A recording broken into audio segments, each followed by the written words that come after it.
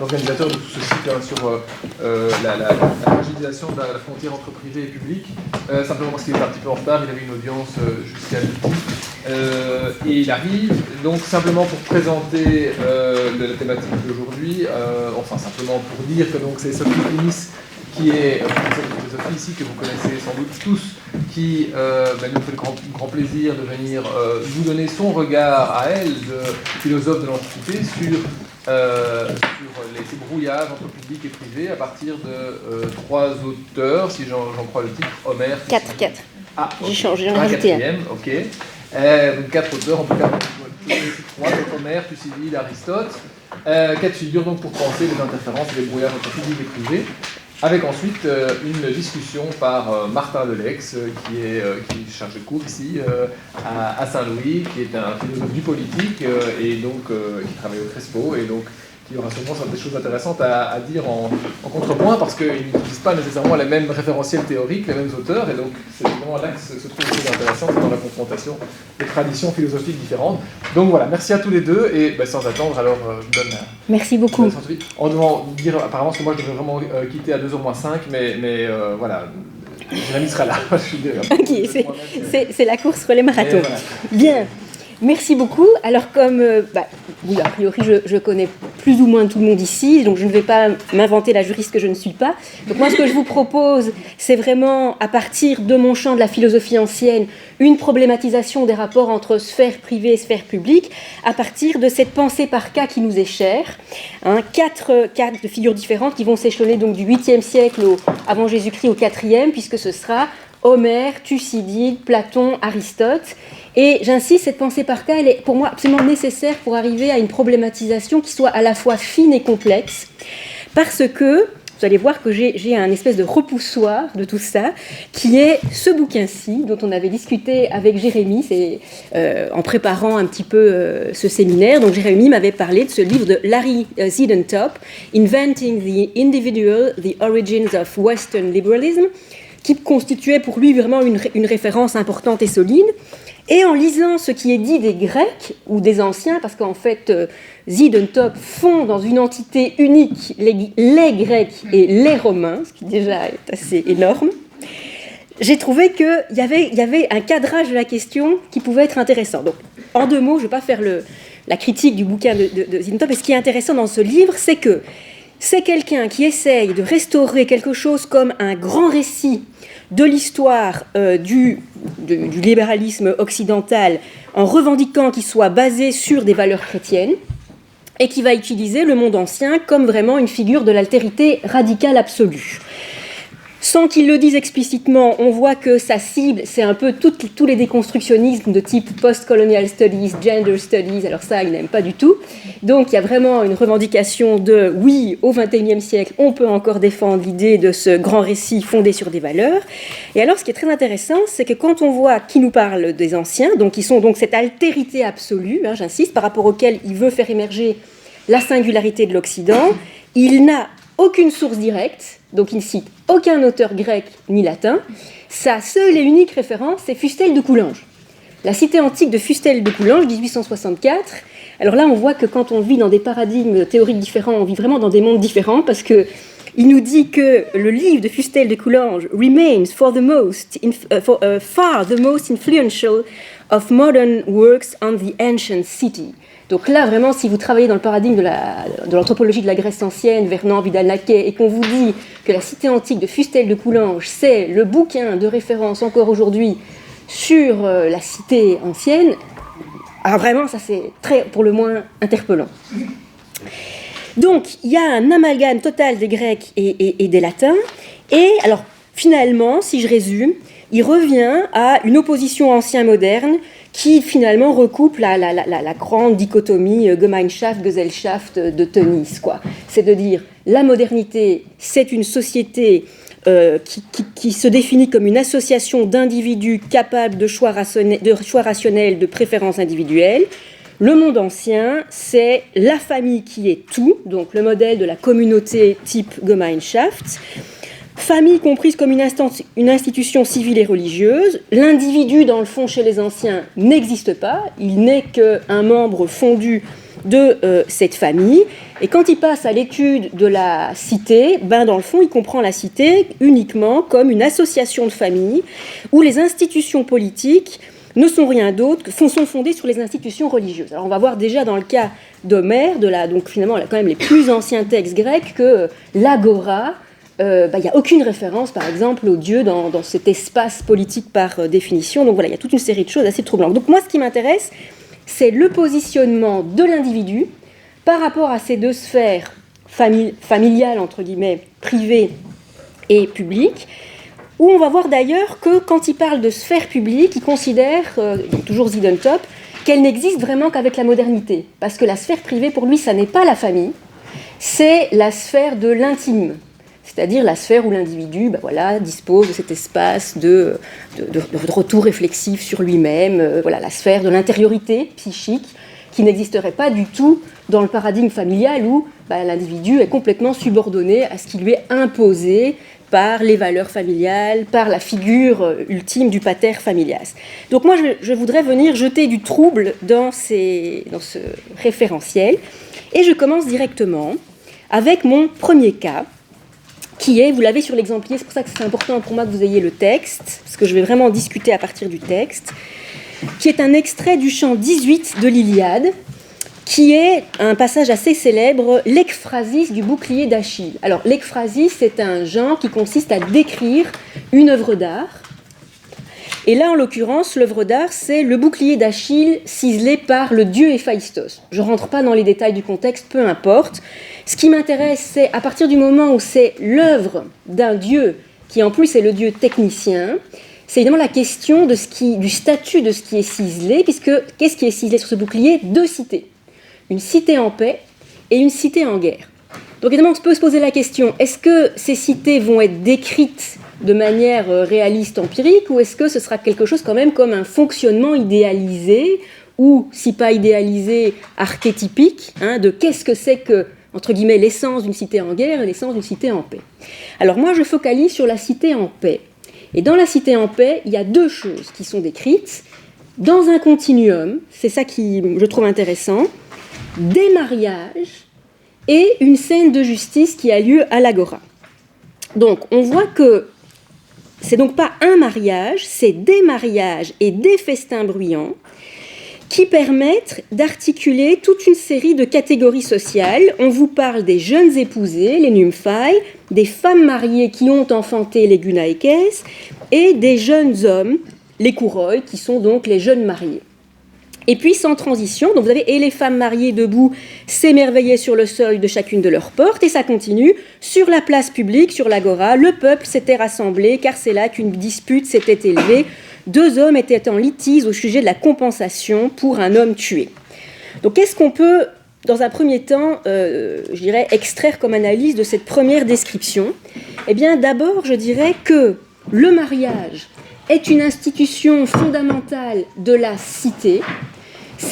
On ne nous décrit pas des festins et des banquets dans la sphère familiale privée, on nous décrit la réjouissance qui a pris finalement de fièvre, on peut presque le dire comme ça, toute la cité. Alors, ce qui m'intéresse, donc on pourrait se dire, est-ce que le mariage est vraiment l'institution, au fond, la première institution sociale, et en tant que telle, pas opposée à la sphère publique, de la politique, mais qui est son fondement. Et là, je dois déjà un petit peu problématiser.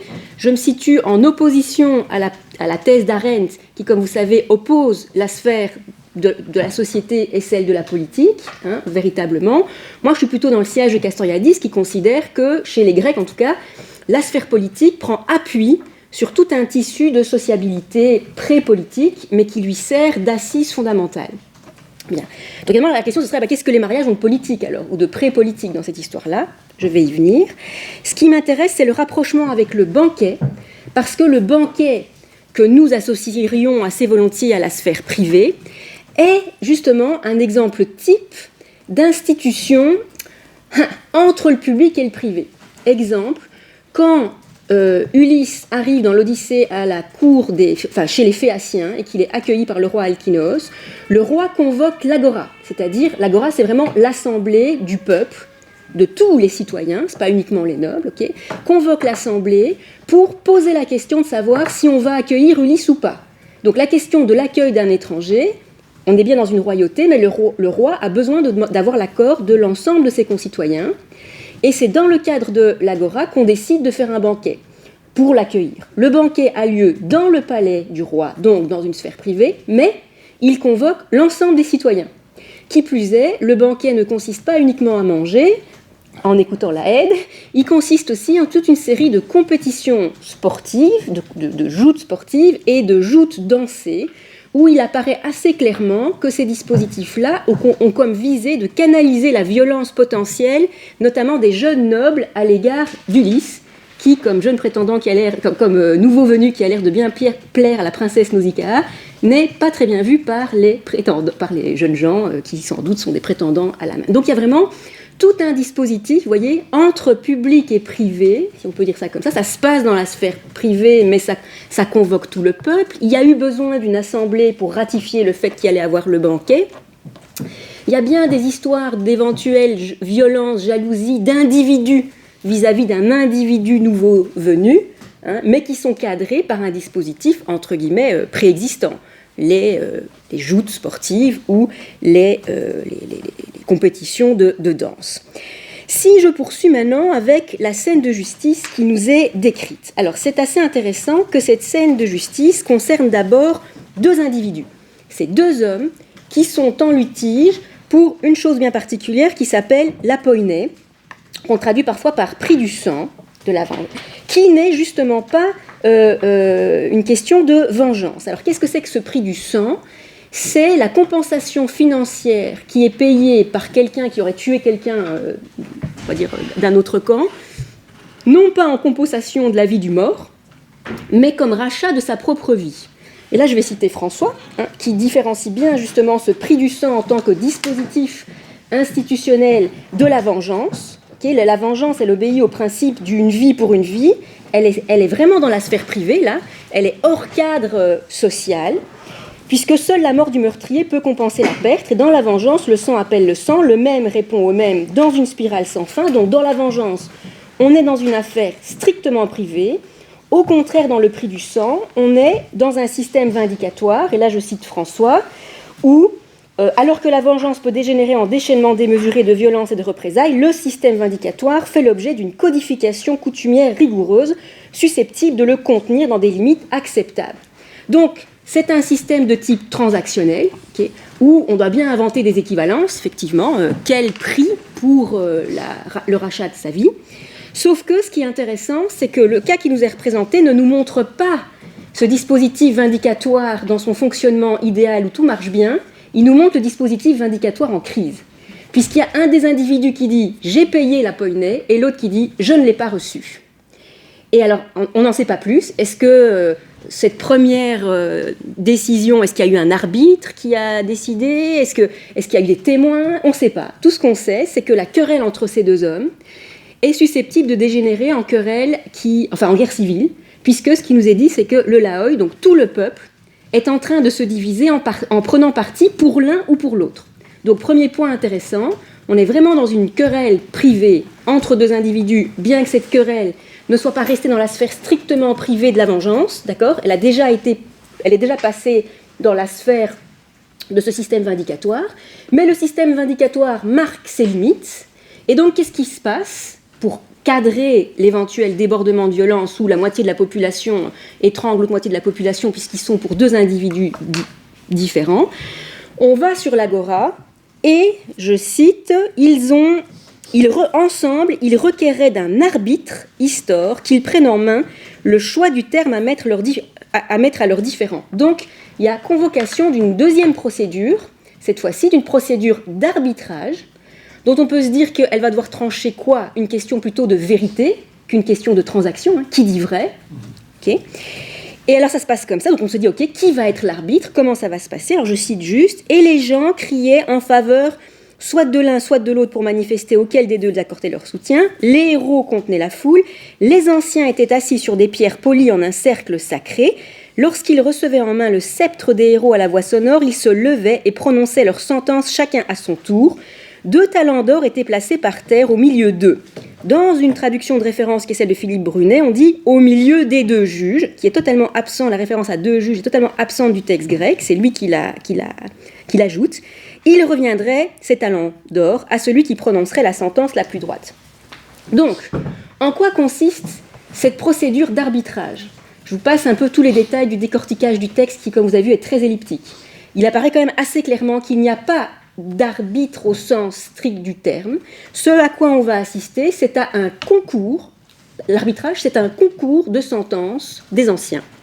Okay, dont visiblement, il va falloir que quelqu'un, mais c'est qui, tranche pour dire qui prononce la sentence la plus droite. La sentence, en l'occurrence, étant la dikē, terme qui veut dire aussi juste. Alors, si vous vous référez à Benveniste, il y a l'idée qu'on serait dans une justice de type, il y a des formulaires de sentences prédonnées, et puis c'est les anciens qui sont les dépositaires de cette sagesse un peu ancestrale, et qui, donc, en situation, vont venir essayer de trouver une sentence, mais qui vient du passé, si vous voulez. Moi, je ne suis pas forcément très d'accord avec cette vision-là des choses. C'est Judée de Lacombe, aussi Pierre Judée de Lacombe, un grand helléniste, qui, dans sa définition, dans le vocabulaire de Barbara Cassin, de Thémis dikē nomos, dit que dikē renvoie clairement à la situation du jugement, le droit est établi par la procédure, ne lui préexiste pas, donc il insiste vraiment sur la valeur performative de la dikē, c'est en prononçant la sentence que justice est faite, mais bizarrement, pour lui, il reste quand même dans le schéma de Benveniste que, même si on insiste sur la performativité de la sentence, c'est quand même un dit du passé qui est mobilisé. Alors que pour moi, on pourrait au contraire considérer que bien choisir la dikē, ça consisterait à pouvoir identifier en la nommant la norme, peut-être alors jusqu'alors implicite, dont la transgression a généré le conflit. Donc en énonçant la dikē, on ferait prendre conscience à toute la communauté du rôle de fondement des normes. Il y aurait donc une opération d'élucidation des normes sous-jacentes à l'ordre commun qui n'aurait rien d'automatique, voire qui serait l'invention d'une règle en situation. Même si elle est basée sur un savoir du passé, il y aurait quand même une dimension réflexive, d'inventivité pour que la règle fonctionne en situation. Alors, ce qui valide mon hypothèse, mais je n'ai pas le temps de pouvoir en faire la démonstration, c'est le fait qu'on peut avoir une lecture de toute l'Iliade comme d'une question de justice. C'est ce que fait David Bouvier dans un livre que je conseille aux juristes qui s'appelle « Le sceptre et la lyre ». C'est vraiment une question juridique entre Agamemnon et Achille, puisque Agamemnon, en tant que chef, a privé Achille de sa part du butin. Donc là, il y a une transgression. Il devrait payer, pas un prix du sang, mais l'équivalent d'une poignée en réparation de son outrage, ce qu'il ne va pas faire. Et donc, en fait, il y a toute une procédure et toute une invention en situation qui sera l'œuvre d'Ulysse, in fine, dans l'Iliade, pour résoudre cette crise, entre guillemets, juridique. Okay, donc, ici, ce qui m'intéresse, donc je reste là-dessus, c'est donc qu'il y a bien un concours des anciens, peu importe le statut de ces dikē. Et alors, qui est l'arbitre des arbitres ? Eh bien, à mon sens, vous voyez, la plupart les traducteurs vont jusqu'à ajouter qu'il y a des super-juges, alors que dans le texte grec, il n'y en a pas. Moi, je ne vois pas d'autre interprétation que la clameur du peuple, contenue par les héros. Et donc de se dire que tout l'enjeu a de nouveau été que le dispositif public a permis de déplacer, vous voyez, on était au départ dans des gens qui prenaient parti, le peuple prenait parti pour ou contre 2 hommes, et maintenant il y a une espèce de sublimation, voilà, il y a le psychanalyste qui vient, donc il y a une espèce de sublimation de la violence qui a lieu, puisque ce qu'il s'agit de faire, c'est on prend parti pour une sentence, c'est-à-dire pour un énoncé discursif. Non pas parce qu'on serait pour ou contre, mais parce qu'on juge qu'il est plus ou moins adéquat, adapté pour trancher le cas. Donc vous voyez qu'on est dans un processus quand même beaucoup plus complexe. Et voilà, dans l'hypothèse que je propose, il y a donc une nécessité que les individus soient pris en considération. Là, c'est pas la foule qui clame. Forcément, c'est chaque individu de la foule qui doit pouvoir évaluer, comparer les sentences les unes avec les autres pour donner son assentiment plutôt à l'une ou plutôt à l'autre. Vous voyez ? Donc, je termine là-dessus pour le cas de l'épopée, donc vraiment de la Grèce archaïque. Une institution du mariage, en apparence privé, mais qui fait tache d'huile sur l'ensemble de la cité, qui a l'air, par l'association au banquet, d'être absolument centrale dans l'assise d'une cité en paix, okay, qui fait le lien avec une agora qui est un espace multifonctionnel, à la fois un espace de délibération collective politique, mais aussi un espace juridique. Le juridique est de la politique dans ce contexte-là, il n'y a pas de différence, il n'y a pas de lieu encore spécialisé pour la justice, okay, où les violences interindividuelles, on a tout de suite conscience qu'elles peuvent dégénérer en guerre civile, okay, et que donc il faut les cadrer, les canaliser par ce dispositif d'arbitrage qui est donc un concours entre sentences. Et donc on est là dans une conception de la justice qui me semble fort proche. J'avais travaillé à l'époque sur la question de la palabre. Il y a ce bouquin de Jean-Godefroy Bidima, La palabre, une juridiction de la parole, qui insiste bien sur le fait que dans le dispositif de la palabre, ce qu'on cherche avant tout, c'est à restaurer l'harmonie du monde commun, plutôt qu'à rendre son dû à un individu qui aurait été lésé dans ses droits. Donc là, on est effectivement dans le même type de référentiel. La restauration de l'harmonie du monde commun est ce qui prime, mais si vous voulez, de mon point de vue, c'est pas au prix de l'effacement de l'individu.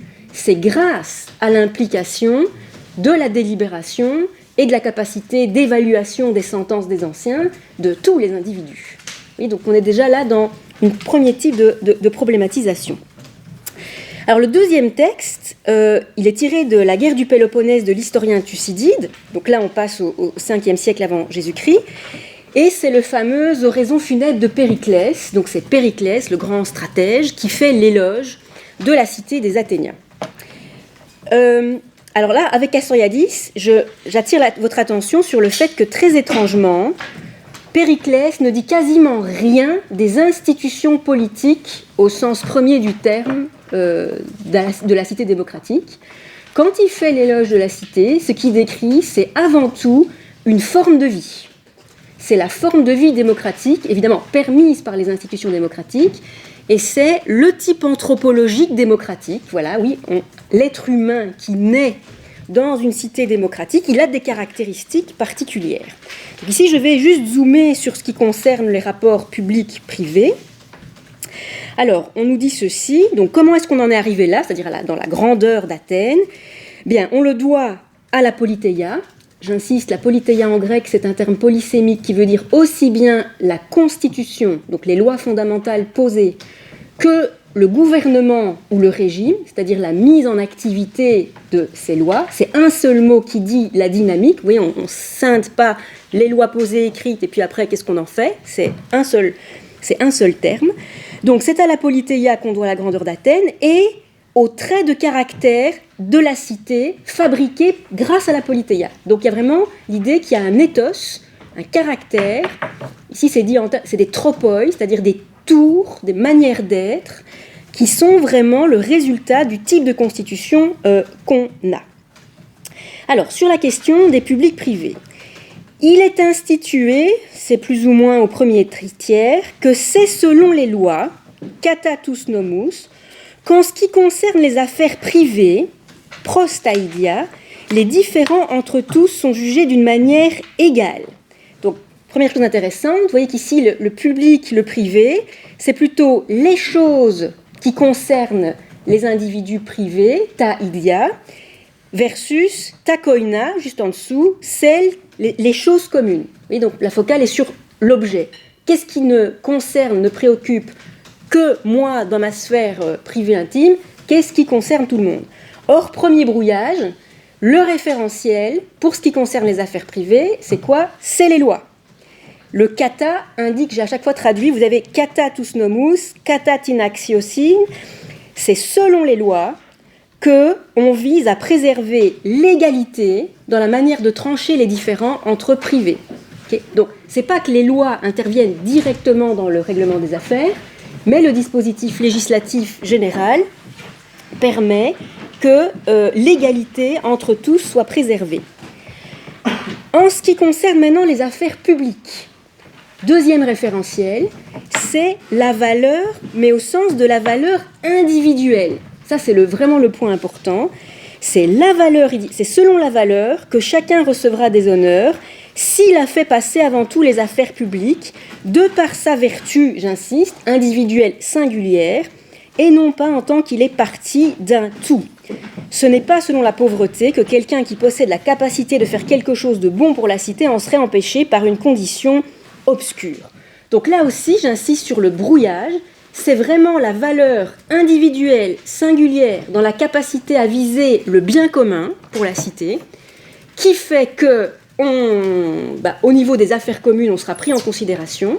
Ce n'est pas l'appartenance sociale, on l'a bien compris, il ne faut surtout pas que quelqu'un qui est dans la catégorie pauvre, la catégorie censitaire la plus démunie, c'est les têtes à Athènes. Il ne faut surtout pas que quelqu'un qui serait un tête considère qu'il n'a rien à apporter à la cité parce qu'il appartient à cette classe sociale-là. Mais cette référence le référentiel n'est pas qu'on est parti d'un tout, pourrait aussi faire référence à une deuxième chose. Pas uniquement le fait d'appartenir à une classe sociale précise, mais on pourrait considérer, si on prend le tout comme l'ensemble de la cité, le fait d'appartenir à cette partie qu'elle est citoyen. Donc il y a l'enjeu qui est aussi de dire, attention, vous n'aurez pas d'estime particulière ou d'honneur particulier uniquement parce que vous correspondez aux conditions a priori de la citoyenneté, c'est-à-dire que vous êtes des hommes adultes de plus de 18 ans, nés de père et de mère athéniens, point. Non, c'est votre faire, c'est votre vertu singulière qui fera que vous recevrez telle ou telle part d'honneur dans la cité. Donc je trouve assez intéressant, donc je redis pour les gens qui sont arrivés un peu plus en retard, donc pour ce deuxième cas de figure, l'oraison funèbre prononcée par Périclès, c'est les lois, donc quelque chose que nous on associe quand même plutôt à la sphère publique, qui sont censées garantir l'égalité entre les individus dans le règlement de leurs différends privés, et en chiasme, c'est la valeur individuelle de chacun qui fait qu'il sera jugé apte à participer au bien commun, donc à s'intéresser aux affaires publiques, ta koina, et que donc il recevra de la part de l'ensemble de la cité telle ou telle part d'honneur. Alors, deuxième point important dans cet éloge de la vie démocratique par Périclès via Thucydide, c'est alors j'insiste sur la phrase suivante, « C'est en toute liberté que nous administrons, vivons en tant que citoyens ». C'est comme ça que je traduis le verbe politeuomène. On entend bien qu'il y a polis dans le verbe, donc ça veut dire administrer, mais c'est aussi vivre en tant que citoyen. Donc c'est en toute liberté que nous administrons, vivons en tant que citoyens, les affaires publiques, qui est passé au singulier, prostokoinon, mais aussi que nous administrons, vivant en tant que citoyens, c'est le même verbe, la suspicion que nous pourrions avoir les uns envers les autres dans les occupations du quotidien. Donc là, évidemment, je trouve intéressant, c'est un même verbe, archi-connoté sphère politique publique, vous êtes d'accord, qui est aussi utilisé pour parler du règlement des affaires interpersonnelles dans la sphère strictement privée de la famille. Donc qu'est-ce que ça veut dire? Que c'est politiquement qu'on traite les éventuelles violences qui pourraient être ressenties, et quel est le référentiel de nouveau? Parce qu'on vise la liberté. Vous voyez, on avait l'égalité comme premier principe dans la première dichotomie là, avec le référentiel loi, valeur individuelle. Ici, on est dans une sphère qui concerne le fait de vraiment s'assurer que c'est en toute liberté et qu'on agit au niveau public et qu'on agit au niveau privé. Et là, la liberté, elle est fondée sur quoi? Alors, je cite peut-être la suite avant de le commenter. « Car ce n'est pas sous le coup de la colère que nous réagissons si notre voisin fait quelque chose par pur plaisir, car tout en ne le laissant pas impuni, nous n'appliquons pas de peine accablante à la vue de tous. Nous rapportons les uns aux autres dans les affaires privées, taïdia, sans que cela soit pénible à supporter. Il en va de même dans les affaires publiques, ta démotia, à cause de la crainte plus grande encore de faire quelque chose de contraire à la loi. Car chacun obéit toujours à celui qui exerce une magistrature et aux lois, surtout à celles qui sont utiles à ceux qui ont subi une injustice, telles que les lois non écrites qui suscitent une honte reconnue par tous. » Donc de nouveau, sur quoi fondamentalement repose l'exercice de la liberté absolument fondamentale, tant dans la sphère publique, politique, que dans la sphère privée? Eh bien moi je dirais sur l'intériorisation par chaque individu de la contrainte de la loi, y compris la loi non écrite, qui a l'air d'être encore plus importante que les autres. Et cette intériorisation, elle repose sur quoi? Sur un affect fondamental aux politiques chez les Grecs, qui est la honte, aidos, honte, pudeur, c'est-à-dire que c'est se représenter à soi-même, vous voyez, imaginairement, comme étant pris sous le coup de transgresser soit une loi normale, soit une loi écrite, soit une loi non écrite, qui fait qu'on va s'auto-limiter et qu'on va s'empêcher de commettre la transgression en question. Mais donc, il me semble que c'est assez clair que c'est donc pas la contrainte extérieure, c'est pas non plus un procédé collectif, c'est bien l'idée que chaque individu a intériorisé la nécessité de la loi parce qu'il aurait honte d'être pris en flagrant délit de la transgresser publiquement, qui fait qu'on peut considérer que c'est la liberté qui règne. Mais vous voyez, de nouveau, on est dans un processus de sublimation parce que l'enjeu est bien de se dire, donc, oui, la liberté semble aller de pair avec le « chacun fait ce qui lui plaît », l'exemple c'est « mon voisin fait quelque chose par pur plaisir, sous-entendu qui pourrait me déranger », mais l'enjeu c'est de dire « je ne réagis pas directement dans l'attaque ou la violence face à ça, non, j'ai ce frein » induit par une éducation politique qui m'a fait intérioriser la nécessité pour l'harmonie du monde commun, vous voyez, et puis je reprends mon fil. Donc je trouve assez intéressant ce focus sur l'individu pour le bon exercice de la liberté, tant collective, j'insiste, que individuelle. Si je passe maintenant à ce que j'ai rajouté par rapport au premier titre que j'avais donné, qui est le portrait satirique de la démocratie et de l'homme démocratique par Socrate, dans le livre 8 de la République. Alors là, je dois juste... Vous n'avez pas forcément tous en tête de quoi parle ce livre 8. C'est ce fameux cycle infernal de décadence des régimes constitutionnels. Si vous vous rappelez, le Socrate platonicien crée un lien de cause à effet entre tous les régimes politiques, qui a priori évidemment n'existent pas dans la réalité empirique des cités grecques. Okay, je sais pas moi, Sparte est une cité aristocratique, Athènes au 5e siècle est une cité démocratique. Bon, mais non, du point de vue platonicien, forcément, on commence par une royauté qui dégénère en aristocratie, qui dégénère en oligarchie, qui dégénère en démocratie, qui dégénère en tyrannie, et puis le cycle recommence. Donc il y a une espèce de lien comme ça de causalité qui est tout à fait mythique, on est bien d'accord, c'est une espèce de cycle infernal, tout à fait, il recrée une espèce de narration mythique, qui a pour visée de critiquer toutes les polythéias et tous les régimes constitutionnels existants, qui sont présentés par Socrate comme étant malades, viciés, et la critique porte toujours en parallèle sur le régime constitutionnel et le type d'homme qu'il produit. Donc là aussi, ça c'est vraiment un héritage de Thucydide, à mon sens. Et donc là, je contredis par exemple Rancière qui considère que c'est Platon qui invente la fabrique anthropologique comme référentiel clé de la politique. Ben non, Platon, je pense, répond clairement ici à Thucydide.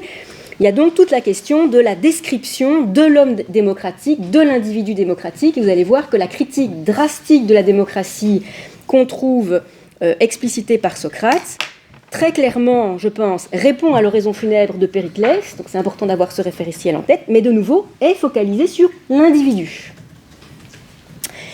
Alors, premier point, la démocratie se caractérise, je saute, je suis au premier tiers, par le fait que partout règne non pas la liberté, il joue sur les mots, il ne parle pas d'eleftheria, mais la licence. Évidemment, tout de suite, la connotation péjorative et l'excès dans la liberté, l'exousia. En démocratie, partout règne cette licence, et donc, on a une phrase assez étrange. Il est évident que chacun peut organiser l'organisation singulière de sa propre vie en elle-même. Alors, si vous voulez, moi, j'ai essayé de traduire super littéralement pour que vous voyez bien qu'il y a quelque chose de l'ordre, c'est redondant, il y a du pléonasme, il y a vraiment une insistance sur le chacun fait sa vie singulière chacun, mais en gros, qu'est-ce qui nous est dit là ? Que l'excès de liberté qui règne en démocratie amène à une sorte de politisation de l'existence privée, puisque ce qui est dit là, c'est que quand même, chacun devient le petit législateur pour lui-même de sa propre vie, de sa propre existence privée. Alors malheureusement pour moi, il n'a pas utilisé vraiment le terme « fait la loi », ça aurait été dommage. Ce qu'il utilise là, en nom et en verbe, kataskeen, kataskeazoito, ça a plutôt une connotation militaire, c'est plutôt préparer organiser, si vous voulez, une campagne militaire. C'est plutôt dans cet horizon-là. Mais enfin, quand même, il y a le idia, il y a le ekastos, il y a vraiment l'accent mis sur le chacun, ekastos, qui va organiser sa vie privée idiane, sa vie à lui. Mais on a l'impression, selon un modèle comme ça un petit peu législatif. Okay, ça, c'est le premier point sur lequel je voulais insister. Cette politisation de l'existence privée est liée à un mouvement opposé complémentaire que moi j'appellerais la privatisation de la politique. Parce que si vous voyez la suite, qu'est-ce qu'on nous dit ? On trouvera donc des hommes de toutes sortes dans cette cité démocratique plus qu'ailleurs, et donc la politeia démocratique, la Constitution, contient en elle toutes les autres formes de politeia compte tenu de la liberté-licence qui règne partout. Et, c'est le point, il semble que celui qui voudrait organiser une cité, comme nous venons de le faire, je rappelle que Socrate et ses interlocuteurs sont en train d'imaginer une cité dans le discours, qu'on l'appelle idéal ou utopique ou totalitaire avant la lettre avec Popper. Enfin, c'est bien une cité qui n'existe pas. Ils essayent de vraiment réfléchir son institution depuis le début. Donc celui qui fait ça devrait nécessairement se rendre dans une cité démocratique et y choisir la forme tournure qui lui plaît, comme dans une foire aux constitutions. C'est vraiment ça l'idée. C'est vous allez si vous êtes en démocratie, en fait, la constitution démocratique, c'est un patchwork qui prend un petit peu, telle loi, c'est plus une loi oligarchique, telle loi, c'est une loi tyrannique. Donc, ils ont un peu pris... Et donc, ma foi, si on veut instituer une cité, il faut qu'on aille au grand bazar, quoi. On va aller au grand bazar de la foire aux constitutions pour aller un peu pêcher ce qui nous intéresse, hein, où l'on veut venir choisir le paradigme en conformité duquel on veut établir la sienne. Vraiment une espèce de modèle que moi j'associe au privé, mais quasiment économique. Hein. Je vais faire le choix individuel de tout ce qui me convient. Et l'interlocuteur répond « Ah, c'est vrai qu'on n'y manque pas de paradigme. C'est comme tu vois, cette politeia démocratique, elle est agréable, anarchique, bigarrée, et elle dispense une sorte d'égalité, aussi bien aux égaux qu'aux inégaux. » Et donc là, il faut vraiment être conscient de la provocation de Platon à l'encontre de Thucydide Périclès, parce que je ne l'avais pas dit quand j'ai parlé du texte de Thucydide Périclès, mais Périclès insiste sur le fait que la politeia démocratique est l'invention radicale des Athéniens, qu'ils n'imitent rien des autres, qu'ils ne prennent rien aux autres, et que, en tant que telle, en tant que leur politeia est complètement neuve et leur totale invention, elle est un paradigme pour toutes les autres cités grecques. Donc vous voyez le jeu ici de Platon qui consiste à dire, non, c'est tout l'inverse d'une cité, cette politeia qui fonde le domaine public n'est rien d'autre qu'un mixte, un patchwork de toutes les autres constitutions. Donc en fait, elle n'a aucune essence propre, il n'y a rien qui la constitue en tant que telle, si ce n'est cette espèce de liberté anarchique. Et en plus, c'est le point important, l'égalité, tout comme la liberté dégénère en licence, l'égalité, elle dégénère aussi, puisqu'on voit que l'égalité, ça consiste à égaliser tout et n'importe quoi, à assurer une égalité de surface, aussi bien aux égaux qu'aux inégaux. Donc, j'insiste vraiment, le moment pivot qui me semble important, c'est comment le principe de cette liberté, qui effectivement est revendiquée par Thucydide, par tout le monde, comme étant centrale dans une société démocratique, aboutit à une politisation de l'existence privée, chacun est à soi-même le petit législateur de sa propre vie, qui est liée à une privatisation de la politique. La politique devient une espèce de grand bazar, de grande foire aux constitutions.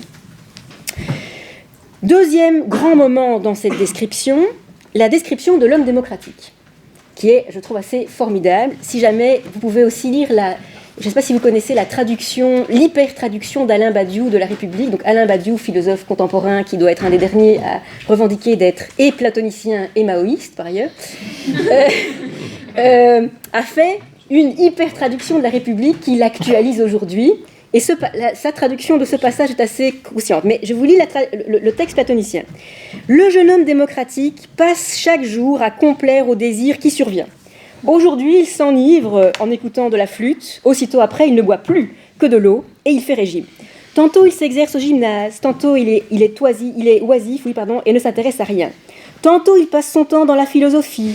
Souvent, il s'occupe des affaires publiques, des fameuses koinas, Et bondissant à la tribune, il dit et fait ce qui lui passe par hasard par la tête.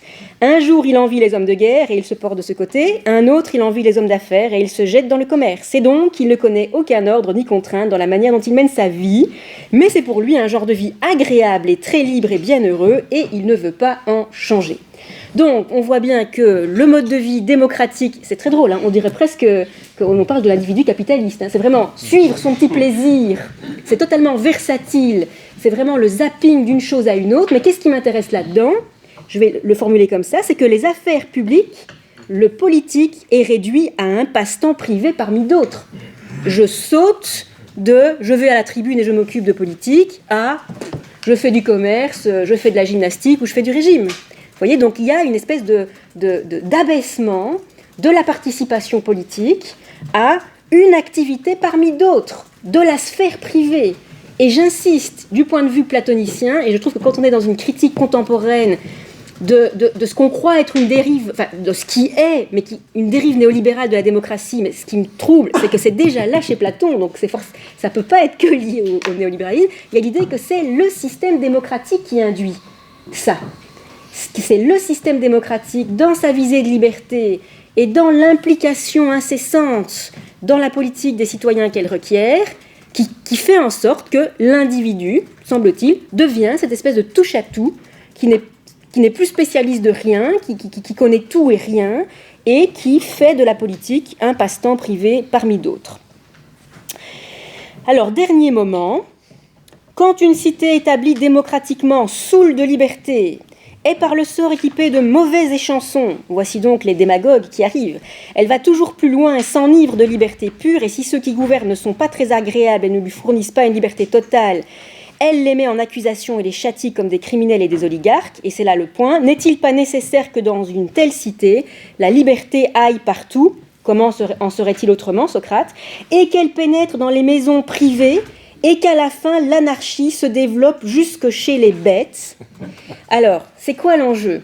C'est de dire ici que la liberté politique, comme principe, a comme principal dommage la destruction de l'ordre hiérarchique qui est censé régner dans la sphère privée.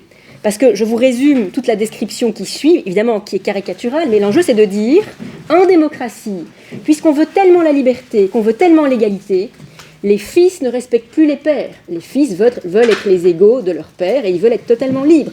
Les femmes ne respectent plus leur mari, elles ne leur sont plus soumises. Les esclaves, oui, voilà une gradation. Les esclaves ne respectent plus leur maître, et alors évidemment le final c'est même les animaux, vous voyez, c'est même les animaux domestiques, les bêtes même qui sont à l'usage de l'homme sont ici beaucoup plus libres qu'ailleurs. Vous voyez, même votre bourricot, il ne vous répond plus. Bon. Et c'est partout un même débordement de liberté. Mais qu'est-ce qui est intéressant dans ce mouvement final qui revient à la sphère privée ? C'est qu'il semble, et c'est intéressant, que l'ordre hiérarchique qui régit les rapports dans la famille, et ça, normalement, et ça, on va voir avec Aristote, c'est censé être une norme. Oui, l'homme adulte, il est hiérarchiquement, car c'est fondé en nature, on verra ça chez Aristote, supérieur, et donc il doit gouverner sa femme, ses enfants, ses esclaves, etc., etc.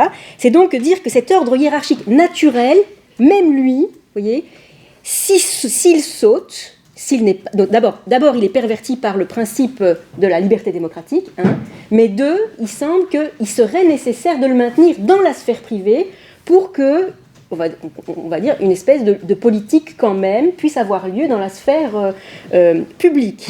Or, si ici je reprends l'expression à Badiou parce qu'elle me semble pertinente, si une discipline du temps, c'est-à-dire une discipline où il y a une espèce de partage du temps et qui a une espèce de sens de l'âge, des relations entre générations, des comportements qui conviennent en fonction de l'âge, etc.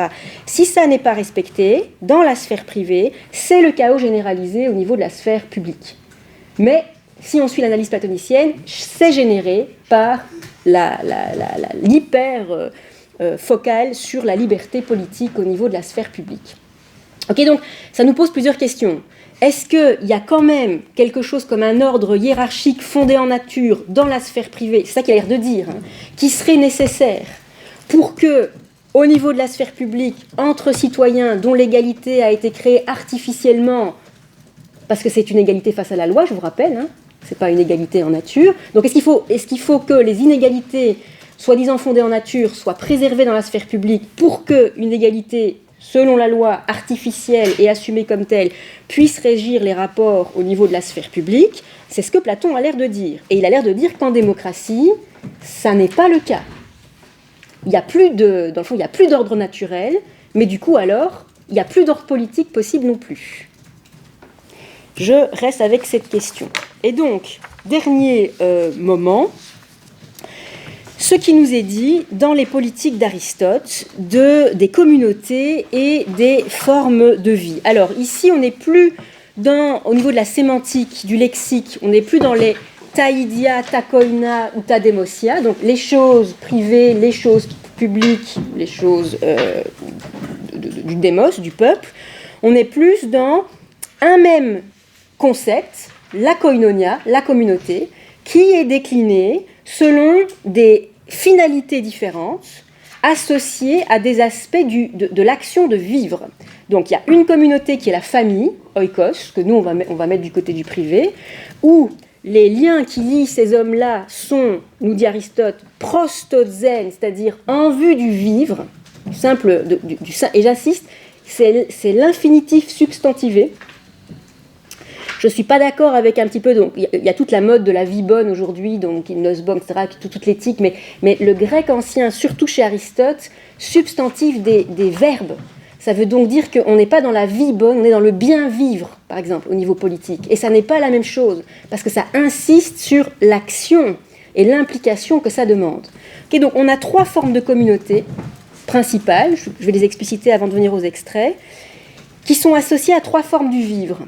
La première forme, c'est la famille, d'accord, qui vise le simple vivre, donc on peut traduire la subsistance biologique. C'est d'ailleurs assez intéressant que le mari et la femme, quand ils sont envisagés dans ce référentiel, Aristote utilise les mots mâle et femelle. Donc c'est clairement en tant que ceux qui assurent la reproduction de la sphère familiale qu'ils sont envisagés. Mais en même temps, je rentrerai dans les détails si vous voulez dans la discussion, il montre bien que cette biologisation du mari et de la femme n'est qu'un artefact de fiction théorique, quoi.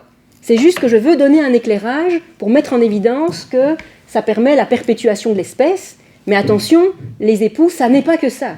Il y a aussi d'autres dimensions, mais il y a cet éclairage-là qui est important à mettre en évidence. Bien. La sphère du village, alors c'est intéressant, c'est la sphère du sud-zen. Il joue vraiment sur la racine, donc c'est le vivre avec. Le village résulte d'un assemblage de différentes familles, et là l'idée c'est, on vise toujours la subsistance, mais moi j'appelle ça la subsistance sociale, c'est-à-dire que on n'est plus directement producteur de ce dont on a besoin, comme dans la sphère familiale, on s'échange. La communauté est une communauté d'échange, de troc minimal, mais des denrées naturelles de base. Parce que, dit Aristote, parfois on peut produire plus que ce dont on a besoin, et puis l'autre peut produire des choses dont nous on a besoin. Okay, donc c'est la communauté d'échange, mais qui reste quand même dans la visée de la subsistance biologique, mais où on peut comprendre qu'il commence à y avoir déjà d'autres types d'alliances qui entrent en jeu. Et puis alors, la communauté politique, j'insiste, la cité, c'est une communauté, donc on n'est pas du tout dans le référentiel allemand, Gesellschaft, Gemeinschaft. La police est une koinonia politicae, c'est une autre forme de communauté, qui vise, elle, le toözen, le bien vivre. Alors évidemment, avec la question, qu'est-ce que c'est que le bien vivre ? Le bien vivre, c'est le vivre vertueux. Et là, c'est donc l'amélioration, c'est la cité, la politique, la visée de la politique, c'est le bonheur, mais le bonheur s'identifie à l'action vertueuse. Et donc l'enjeu, c'est de se dire, c'est là le lien privé-public, dans une vraie cité, chacun et tous se préoccupent de l'amélioration éthique, vertueuse de chacun et de tous. Alors, je vous lis pour que vous compreniez. Si ce n'est pas seulement en vue de vivre, mais plutôt de bien vivre qu'on s'assemble en une cité, car autrement il existerait aussi une cité d'esclaves et une cité d'animaux, alors qu'en fait il n'en existe pas, parce qu'ils ne participent ni au bonheur, ni à la vie guidée par un choix réfléchi. Oui, notion importante que j'ai oubliée, cette visée de la vertu, elle suppose un choix réfléchi. Choix réfléchis qui se différencient de quoi? Qui se différencient des processus spontanés naturels. Donc par exemple, quand Aristote envisageait le mari et la femme comme mâle-femelle, il disait bien, là on est dans une association qui obéit à cette espèce de volonté spontanée naturelle de laisser un autre vivant après soi, et pas à un choix réfléchi. Mais il peut y avoir aussi du choix réfléchi dans les rapports entre époux. Mais ça se situe à un autre niveau. Ok ? Bien. Donc là on a besoin de ce choix réfléchi, et donc il y a distinction de la visée du bien vivre dans la cité, et ça je trouve que c'est très important par rapport à aujourd'hui, par rapport à l'alliance militaire. L'alliance militaire n'a rien à voir avec la politique, parce que dans une alliance militaire, qu'est-ce qu'on cherche à faire ? À ne pas subir de préjudice de la part de personne.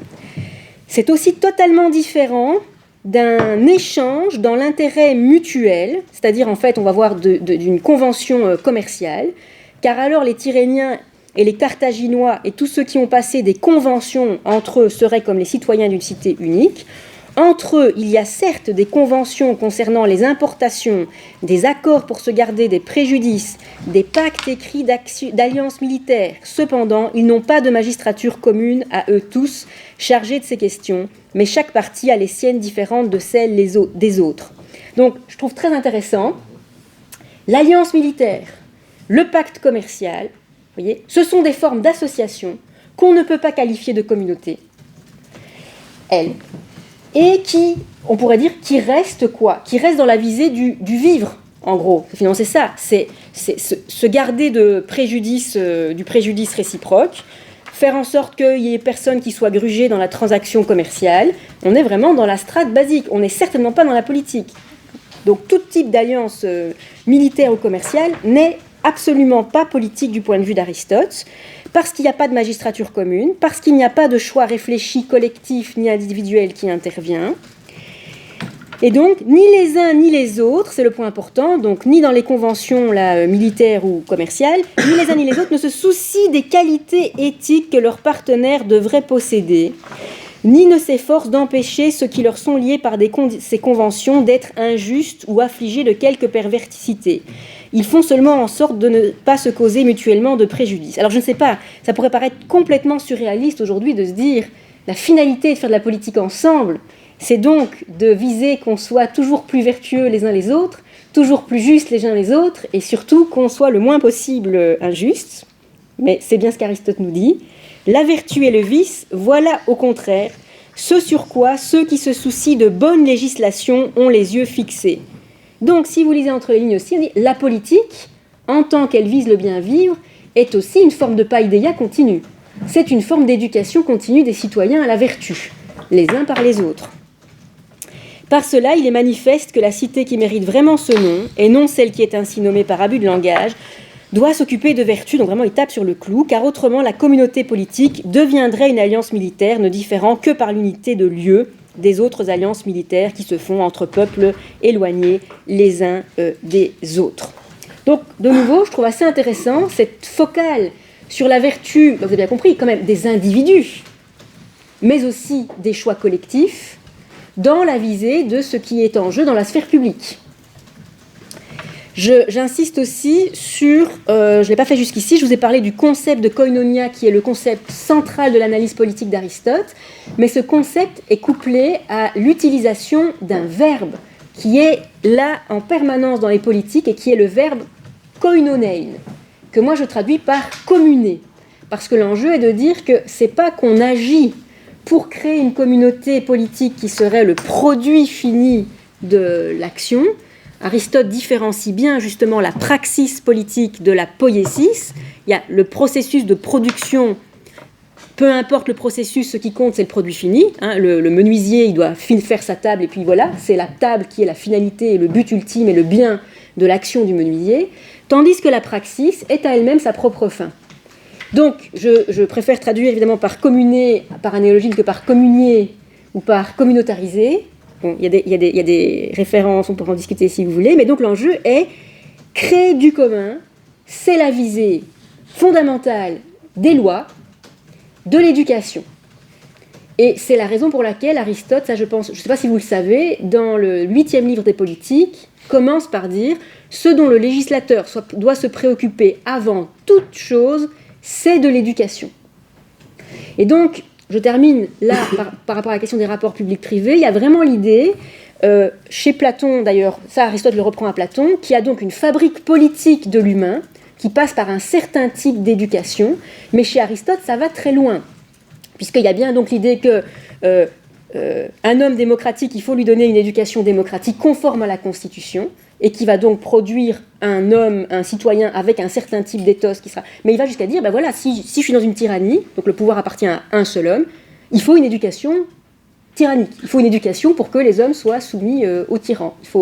Il peut parfois être un peu machiavélien avant la lettre. Mais le point intéressant aussi, c'est que même au niveau de la famille, il ne se focalise pas uniquement sur les citoyens. Même au niveau de la famille, donc des femmes et des enfants, voire même des esclaves, la politique a une incidence. Vous voyez ? Si on va jusqu'au bout, je dirais dans on ne mange pas, vous voyez, on ne se reproduit pas toutes ces activités de la strate basique du vivre de la même manière dans une famille en démocratie que dans une famille en tyrannie, que dans une famille en oligarchie. Et il donne des exemples. Souvent, c'est des exemples de comment le père se situe par rapport à ses fils et par rapport à son épouse.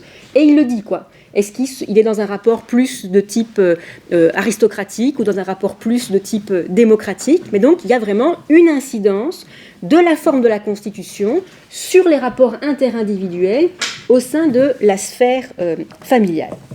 Donc, voilà, je m'arrête là. J'espère vous avoir montré que oui, on a des configurations qui sont quand même assez différentes, même si bien sûr il y a du lien et qu'elles se répondent. Je vous ai montré que vraiment pour moi, Platon répond et critique l'éloge de la démocratie, mais qui est quand même un éloge aussi parfois ambivalent chez Thucydide.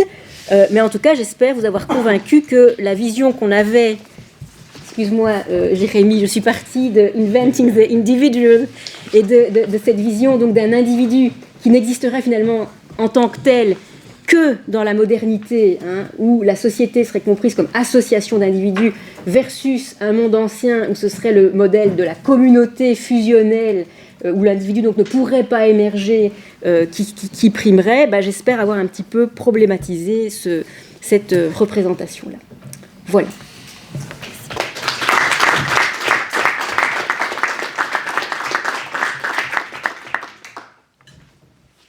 Oui, mais donc, d'abord, désolé parce que je suis arrivé un peu en retard, mais l'audience est terminée à 12h30, c'est compliqué. Je pense néanmoins avoir pu saisir la substantifique moelle de ton exposé que je trouvais absolument passionnant. Mais de temps courant, je pense peut-être de donner très rapidement la parole à Martin Lex qui vient donner la réplique ici, qu'on connaît aussi bien ici. Il met des conférences à Saint-Louis et je pense professeur invité à Lille, c'est ça, Sciences Po ? Non, en fait, je suis chercheur à Paris 1 Panthéon-Sorbonne, pour l'instant. Ouais. Et à Vienne aussi, t'enseignes. Et enseignant à Vienne. Et qui écrit beaucoup de choses qui, à mon avis, sont très pertinentes pour nous aujourd'hui, sur la démocratie radicale, les théories marxistes. Et donc, je pense que tu as été pressenti d'ailleurs comme répondant par Sophie elle-même, donc j'imagine que tu auras des choses à nous dire qui sont très intéressantes. Je te cède la parole tout de suite pour ne pas... Oui. D'abord, un tout grand merci de l'invitation et puis d'avoir l'occasion de répondre. Je suis quand même dans la situation inconfortable de devoir me prononcer sur des textes grecs alors que je ne suis pas helléniste, dans un séminaire de droit alors que je ne suis pas juriste. Donc, je m'excuse d'avance d'éventuelles énormités. Comme je réagis à chaud à partir de l'exposé oral que tu nous as présenté, puis à partir des notes que tu m'avais envoyées gentiment au préalable, je vais procéder de façon peut-être un peu hétérodoxe, mais ce que je voudrais faire, c'est essayer simplement de restituer le geste, enfin ce qui me semble être le geste de ton exposé, pour t'inviter à répondre et me dire si tu as le sentiment que ça correspond effectivement à ton intention ou si je suis complètement passé à côté, réagir à partir de là. Et ce qui me semblait, la façon dont j'ai compris ton intervention, c'est que tu repars donc de la Ricidentop que tu présentes comme étant un modèle repoussoir. qui correspond en quelque sorte, on pourrait dire, à une définition relativement classique du libéralisme politique. C'est-à-dire que le libéralisme politique, pour citer, c'est Astrid von Bouzekist par exemple qui le définit comme ça, elle dit c'est un art de la séparation. Le libéralisme, c'est la séparation entre l'État et la société, c'est la séparation entre la politique et l'économie, c'est la séparation entre les individus et la communauté, voire entre les individus eux-mêmes. Et ce que tu cherches à montrer, me semble-t-il ici, c'est que cette séparation est largement surinterprétée, qu'en fait, il y a beaucoup à dire sur la possibilité d'un brouillage permanent, notamment cette séparation structurante, et structurante singulièrement pour le droit, qui est la séparation entre le public et le privé. Ce qui est intéressant, c'est que tu te contente pas, de nouveau tel que je l'ai compris, simplement de déconstruire la séparation entre le public et le privé, c'est qu'il me semble que tu fais un geste supplémentaire, c'est que tu renverses une interprétation relativement convenue de cette déconstruction. Il y a une interprétation qui est très connue, c'est de dire que, en fait, le privé est public. C'est l'interprétation qu'on retrouve, pour le dire de façon un peu massive, par exemple, chez les premiers socialistes, qui vont mettre en évidence, par exemple, que le monde du travail, qu'on associe à l'économie, qu'on associe à la sphère privée, est en réalité un monde qui est politique, qui est éminemment public, et que, dès lors, en fait, la distinction, ou plutôt le tracé de cette distinction entre privé et public, n'est pas une distinction qu'on peut faire in abstracto, mais est toujours le résultat de conflits politiques et peut évoluer dans un sens ou dans un autre. Et donc, en ce sens, le privé est toujours déjà un peu public, ou est toujours potentiellement public, en tout cas. Mais ce qui est intéressant, c'est qu'ici, il me semblait que en repartant des textes grecs, c'était pas que tu nous disais que les Grecs avaient anticipé Marx, c'est plutôt que tu nous disais que ça fonctionne à l'inverse, c'est-à-dire que ici, on est face à que je ne me perde pas, on est face à du public qui est toujours déjà un peu privatisé. C'est-à-dire que, ou plutôt l'activité publique se confond avec une activité sociale. Il y a un continuum de l'un à l'autre, et il me semble que c'est une espèce de fil rouge dans l'interprétation des différents textes que tu mets en évidence, c'est que le public n'est pas simplement une question d'institution, c'est pas simplement une question, c'est pas une sphère établi, séparé, qui échapperait au reste de l'activité, c'est quelque chose qui, exactement comme dans l'ekphrasis par exemple, témoigne d'un continuum, où on a vraiment une évolution d'un mariage vers une activité de justice qui est en elle-même une activité démocratique, où intervient une part démocratique, et puis on a ce fil qui se reproduit, je vais en oublier, mais où on voit chez Platon que le désordre démocratique est d'abord un désordre des comportements sociaux, et d'abord un désordre qui se joue dans la famille, qui se joue dans... alors tu réinterpréteras, je surinterprète peut-être, tu me corrigeras, et on voit par exemple que chez Aristote, la politique est aussi question de vertu individuelle. La politique se construit d'abord par une éducation qui est la culture d'une certaine vertu individuelle, et qui est donc une forme d'engagement au niveau social dans une activité politique, qui se prolonge dans une activité politique. Tu conclus en fait en ouvrant une porte, mais que tu ne fais qu'entrouvrir en quelque sorte, en disant du coup, si on rompt en quelque sorte la digue qu'il y a entre le public et le privé, ça ouvre la possibilité d'un troisième terme. Ça ouvre la possibilité d'un terme intermédiaire, ou d'une forme ou éventuellement, je sais pas, un dépassement dialectique entre la distinction public-privé, qui serait le commun, qui serait une façon de réconcilier en quelque sorte le continuum, ou en tout cas de donner de la consistance à ce continuum entre le public et le privé.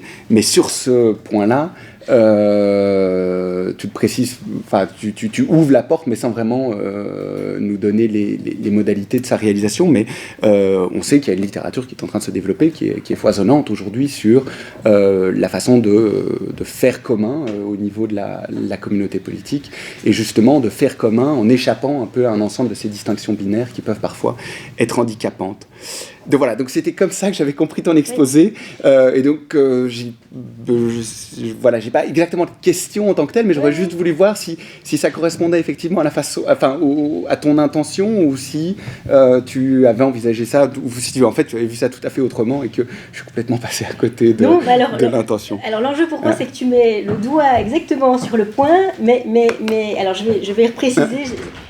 L'enjeu, alors peut-être, je me suis dit à un niveau logique, j'ai bien compris que l'enjeu c'est de se dire que les dichotomies strictes, trop binaires, elles ont une efficacité, elles sont clarifiantes, mais quelque part elles ne résistent pas à l'épreuve des textes et à la complexité, tout comme elles ne résistent pas à la complexité du réel en général, donc ça on a bien compris, sauf que, ça je tiens à tenir ce fil-là, on voit bien que dans la sémantique elle existe, il y a bien les taïdia et les takoina, donc il y a bien des dichotomies. Donc, je suis dans une position où il ne s'agit pas de déconstruire la dichotomie pour dire qu'elle n'existe pas du tout. Je ne suis pas, tu as raison, non plus dans un jeu logique où je dirais, mais finalement, l'un contamine complètement l'autre.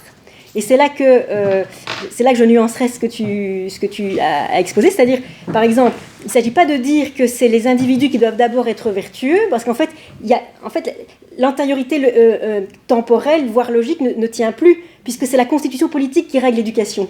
Donc c'est la constitution politique, c'est les lois qui vont faire que les individus seront vertueux ou pas selon l'éducation. Donc au bout du compte, on se rend compte qu'il y a une espèce d'antériorité, on est toujours à la recherche d'une antériorité ou d'un fondement qui soit chronologique ou logique, qui a l'air de plus fonctionner.